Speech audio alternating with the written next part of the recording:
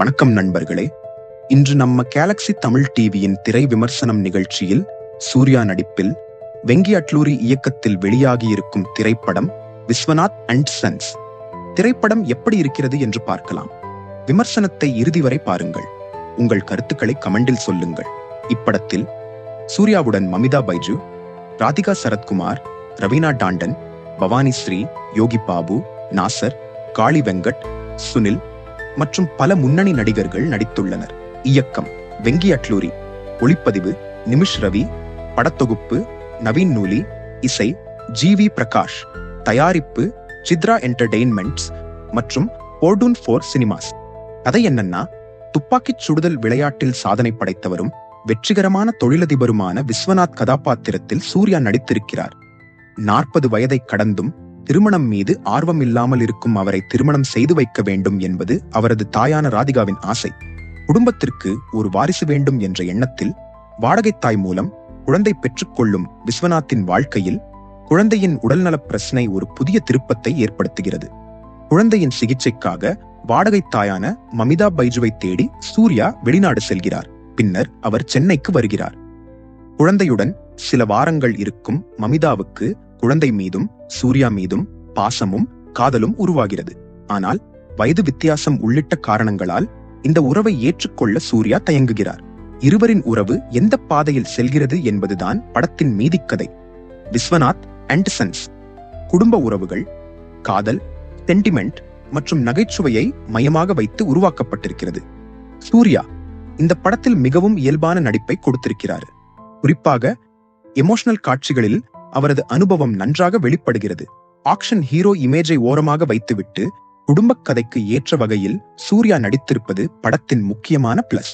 மமிதா பைஜுவுக்கு இந்த படம் நல்ல வாய்ப்பாக அமைந்திருக்கிறது. கலகலப்பான காட்சிகளிலும் காதல் மற்றும் உணர்ச்சிகரமான காட்சிகளிலும் தனது கதாபாத்திரத்தை அழகாக கொண்டு செல்கிறார். சூர்யா மமிதா கெமிஸ்ட்ரியும் படத்திற்கு கூடுதல் பலம். ராதிகா சரத்குமார் தனது அனுபவ நடிப்பால் கவனம் ஈர்க்கிறார். மகனுக்கு திருமணம் செய்து வைக்க வேண்டும் என்ற தாயின் ஆசையை சுற்றி வரும் காட்சிகள் நகைச்சுவையுடனும் குடும்ப உணர்வுடனும் அமைந்திருக்கின்றன. ரவீனா டாண்டன், பவானி ஸ்ரீ உள்ளிட்ட துணை நடிகர்களும் தங்களது கதாபாத்திரங்களுக்கு நியாயம் செய்திருக்கிறார்கள். முதல் பாதி படத்தின் மிகப்பெரிய பலம். சூர்யா, மமிதா பைஜு மற்றும் ராதிகா சரத்குமாரை சுற்றி வரும் காட்சிகள் கலகலப்பாக நகர்கின்றன. நகைச்சுவை, குடும்ப சென்டிமெண்ட், காதல் என பல விஷயங்கள் சரியான அளவில் கலந்து வருவதால் முதல் பாதி போரடிக்காமல் செல்கிறது. குறிப்பாக இன்டர்வெல் காட்சியும் ரசிகர்களுக்கு ரசிக்கக்கூடிய வகையில் அமைந்திருக்கிறது. இரண்டாம் பாதியில் கதை வேறு ஒரு பாதைக்கு நகர்வதால் முதல் பாதியில் இருந்த அதே வேகம் மற்றும் சுவாரஸ்யம் முழுமையாக தொடரவில்லை என்ற உணர்வு ஏற்படுகிறது.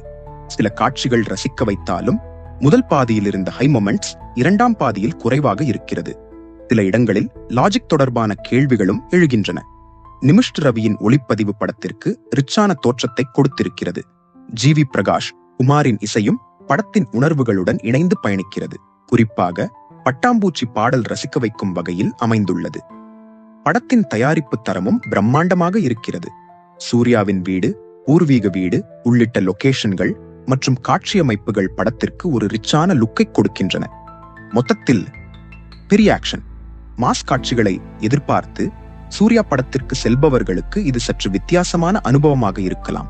ஆனால் குடும்ப உறவுகள், காதல், சென்டிமெண்ட், நகைச்சுவை ஆகியவற்றை ரசிக்க விரும்புபவர்களுக்கு விஸ்வநாத் அண்ட் சன்ஸ் ஒரு நல்ல குடும்ப பொழுதுபோக்கு படமாக அமைகிறது. முதல் பாதி சிறப்பாகவும் இரண்டாம் பாதி சற்று மெதுவாக சென்றாலும் சூர்யாவின் நடிப்பு மற்றும் மமிதா பைஜுவின் பங்களிப்பு படத்தை தாங்கி நிற்கிறது. இந்த விமர்சனம் பிடித்திருந்தால் லைக் பண்ணுங்க, நண்பர்களுடைய ஷேர் பண்ணுங்க. இது போன்ற திரை விமர்சனங்கள் மற்றும் தமிழ் சினிமா தகவல்களுக்கு மறக்காமல் நம்ம கேலக்ஸி தமிழ் டிவியை சப்ஸ்கிரைப் செய்து ஆதரவு தாருங்கள். மீண்டும் ஒரு நல்ல விமர்சனத்தில் சந்திப்போம். நன்றி.